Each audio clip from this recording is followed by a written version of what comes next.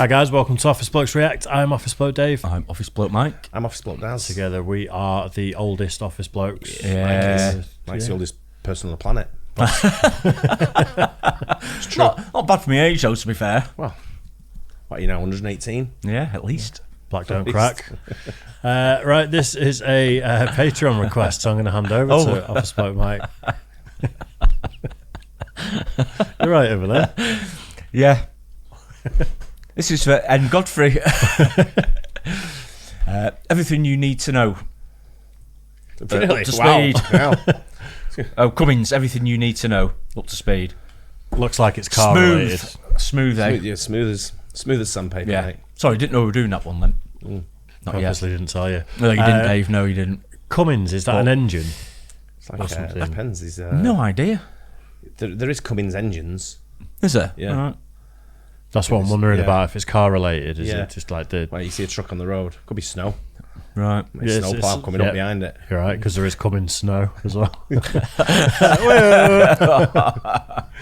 Let's find out what this is all about. This is Cummins, everything you need to know. Up to speed. Yeah, I got the Ram 2500 long bed, blew the 5.9, swapped in a 6.7. It's got big injectors, big turbo, got the tune, naturally. Dang thing makes 600 horsepower and 1,700,000 torques. I can tow a dang church, run fives to the Ohio Valley. Most importantly, it rolls coal! This is everything you need to know to get up to speed on Cummins.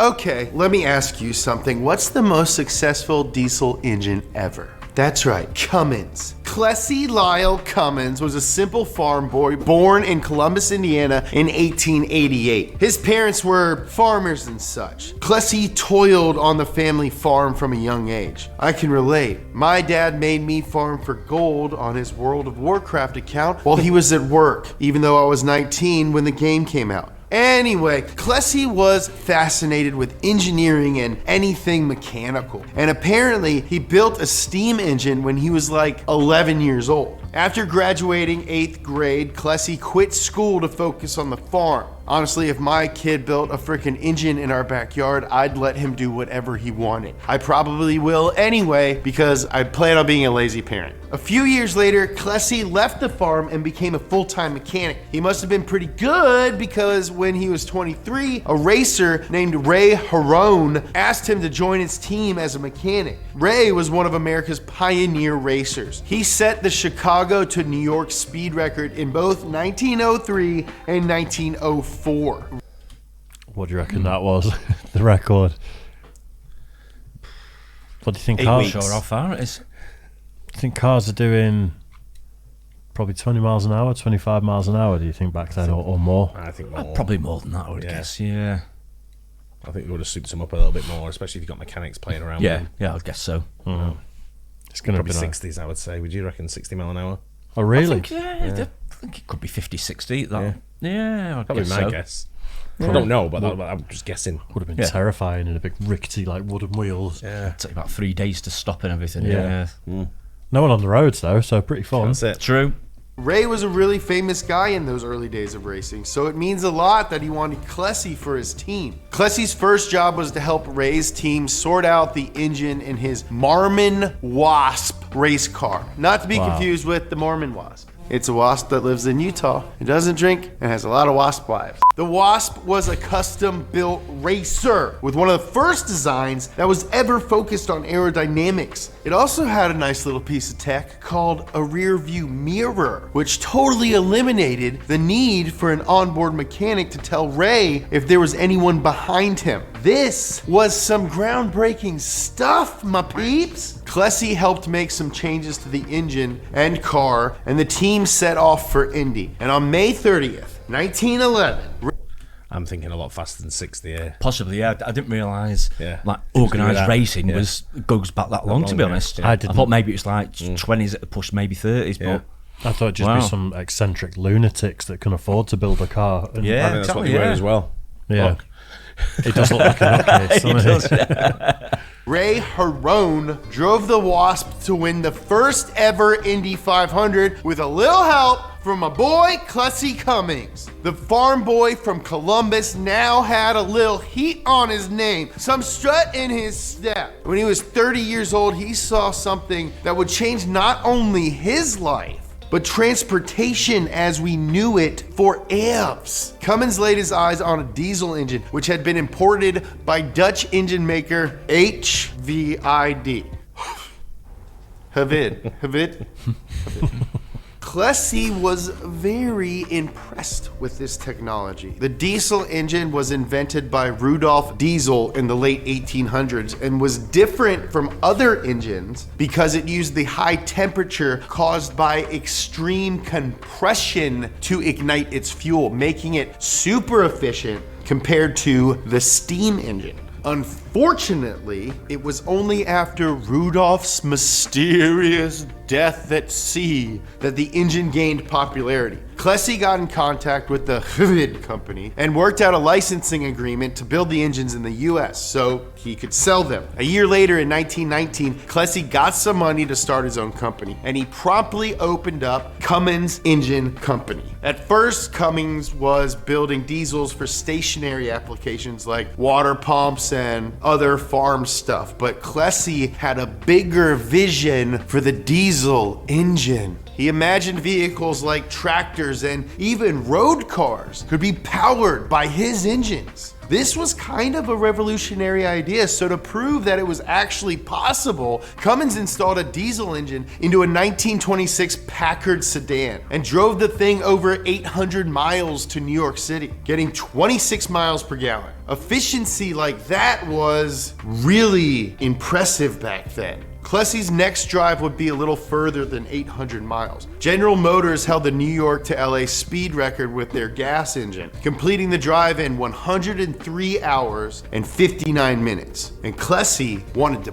beat them. And he would do it behind the wheel of a diesel-powered cargo truck. In 1931, Cummins carefully modified a truck to accept one of his engines and got on the road. Clessie had a team of dudes with him who switched off driving the truck. Gas-powered trucks might have been faster, but the Cummins were more efficient, so it didn't have to stop for fuel as often. But it wasn't an easy drive. The brakes failed, the engine overheated, and the frickin' cabin caught fire. But despite all that, the Cummins made the trip in 97 hours and 20 minutes, beating GM by 6 hours and 39 minutes. To further prove his point, Clessie did the same drive again the next year, this time in a friggin' bus. And he did the drive 6 hours faster, reaching speeds of 65 miles an hour. Wow. This was especially impressive because the Cummins completed the trip faster than a train could, back when the interstate system was just an idea.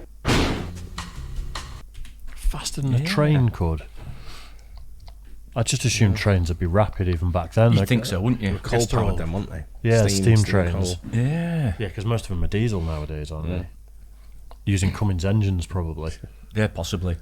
Maybe it depends on the route that the train's going as well. Maybe it doesn't follow the same route Yeah, as there's the no as the direct. road. Maybe Yeah. maybe the road's a bit Yeah. more direct. Train, I don't know. I'm guessing it'd be a regular train where maybe they're stopping all the time because they have to refuel for coal and shit as well, don't they? True. So, Yeah. On the other side, I mean, you know, Dunno. the train that goes down to where you live, I can actually walk faster than that train. Right? Takes forever. It does. It does. Nice scenery, though. So if that, well, depends. Yeah. Depends what you're looking at. Oh, there we go. We're going. Oh, stopping again. I know. All right, here we go. Come on, let's go. You wouldn't even get out of Stopping first again. gear. I know. would Yeah. you? No. No, it's interesting to know that these vehicles were going pretty fast, though. Yeah, decent speed, isn't it? 65, and that's in a bus. Yeah. So Sort of- Bus beat the time of the car yeah, Yeah. and the van. yeah. Sort of take this stuff for granted nowadays, that of course you have diesel engines in cars and stuff, but can you imagine a time where people are like, that's controversial. Yeah. No one's ever heard of it, you've got to prove the concept. It's just normal, isn't it? Hydrogen power. Well, True. No Yeah. one's ever heard of it yet. Well, they've heard of it. It's concept. That But could be a the game thing. changer. Yeah. Hydrogen will be a game changer. I think that'll be the Who'd have future. thought in 1903 you could watch the football on your phone? What I know, yeah. How do you watch it without being there in the first place? There's no Exactly. TVs. Oh, hello. I was just having some prime rib. Oh, this? No, it's not a bib. It's a donut shirt available at donutmedia.com. We have tons of different designs, like this one, based on the times when I say lightning a bunch of times in this series. Time after time, this Clessie dude was proving that diesel worked. But he still wasn't done. He went back to where he got his start, and he brought some diesel-powered race cars with him. The first time was in 1931 with a Cummins-swapped Duesenberg. The car finished near the back of the pack, but accomplished the entire 500-mile race without stopping. That's really, really sick. And really, really funny, because he knew he wasn't gonna win. He was just like, yo, look what I can do. He went back to Indy many, many times over the next 20 years, until finally, in 1952, the Cummins-powered number 28 diesel special qualified on pole position. The car made over 340 horsepower from its J-Series engine, which had been specially modified so that it could run on its side. The sitting sideways motor helped bring the car's center of gravity closer to the ground, and thus, it made it drive better. The diesel special was the first turbocharged car to run at Indianapolis and set a track record for an average speed of just over 139 miles per. 5 miles an hour faster than a V12 Ferrari that was running that day. But unfortunately, bad luck would strike the car. The diesel special started the race at the front of the pack, but fell behind over the course of the race before finally getting retired. The team found that besides air, the turbo was also sucking in a ton of rubber, and that's what made the car break down. Regardless of the loss, the diesel special gave Cummins a ton of publicity, but it was the last time a diesel car ever ran at Indy. In 1955, Clessie Cummins retired from the company he started, leaving Jay Irwin in charge. Under Jay's leadership, the company grew at a lightning pace. In 1956, Cummins opened a factory in Scotland, and by the 60s, Cummins had their foot in 98 countries. Miller was such a G that in 1968, Esquire magazine suggested that he run for president. People liked him. By this time, Cummins was a powerhouse in the diesel game. Their engines were in everything from commercial cargo trucks and heavy-duty tractors to giant generators. But Clessie's dream of mainstream road use had yet to come true. Until Ram. By the late 70s, Ford and Chevy were killing the pickup truck game, and Dodge felt a little left out. They needed something that would bring them to the forefront of the truck world, something that would leave a mark, just like my dad on my back with his bell. By the mid-80s, Dodges were the only pickup trucks without a diesel engine available. Chevy did it first in 78, Ford did it in 83, and Dodge hadn't done it yet. It's like you're at a sleepover and I've done it. Yeah. Chevy, have you done it? Yeah, I've done it. Of course I've done it. And Ford, what about you? Have you done it? Yeah, I've done it. You know I've done it. We know. Oh my God. Was that Gordon Ramsay went for Ford. How bizarre. God, you guys, shut up. Dodge hasn't done it. I've done it. Oh, shut up. No, you haven't. Yeah, I have. Dodge, you have you're not the chef as done well, it. innit? Please, don't even try to lie to us. I've done it, I swear. Dodge. One that does like dives, drive-ins and diners or something. Yeah, I think you're right, actually. Is it? Yeah. Does that mean the guy on the left is as well? Don't know. I don't recognise him. No. It's definitely Gordon Ramsay, isn't it? Yeah. Yeah. Yeah, and I think you're right about the guy on the right. Yeah. I'd be honest. I haven't done it. Oh my God, we know. Dodge needed to do it, and lucky for them, Cummins was working on a medium-duty engine called the B Series, and they were looking for a truck to put it in. In the US, there are 4 different duty ratings for trucks. There's light, which is your typical pickup like a Ram 1500. Then there's medium, which dualies typically fall under. Then heavy, which can be box trucks and semis. Then there's super heavy, which are basically semis on steroids. Anyway, Cummins invited Dodge to come on over and check out their new medium-duty engine. And Dodge liked it. Over the next few months, Cummins and Dodge were sharing technical data, seeing if they were, right for each other. Then in 1989, they made it official.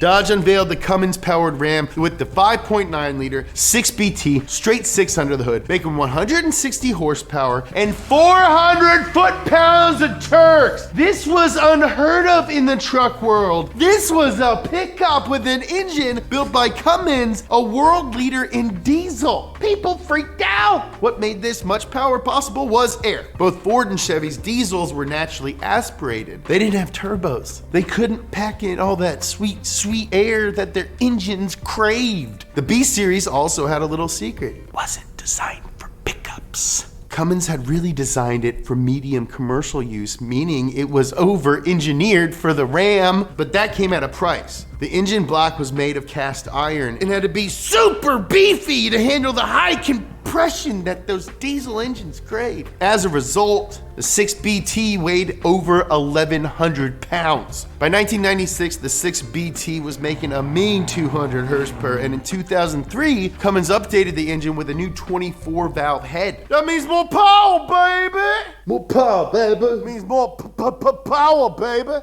More power, baby! More power, baby! More power, baby! More power, baby! Hey, baby, more power! And finally, in the model year... It's lunatic, this guy, isn't he? Yes. I like the editing, though, especially that little animation bit with Gordon Ramsay. Yeah, it makes it up a bit, doesn't it? Yeah. Of 2007 and a half, Cummins introduced a newer, bigger engine, the 6.7. This behemoth made 350 horsepower and 650 Turks. Cummins kept setting the bar higher and higher, with the current 6.7 now making 365 horsepower. That's a horse for every day of the year. From January 1 to December 31, you don't ride the same horse twice. That's a new horse every day. So many beautiful horses. So muscular, so gallant. Look at those guys run. So fast, so free. I'd ride any single one of those dudes, for sure.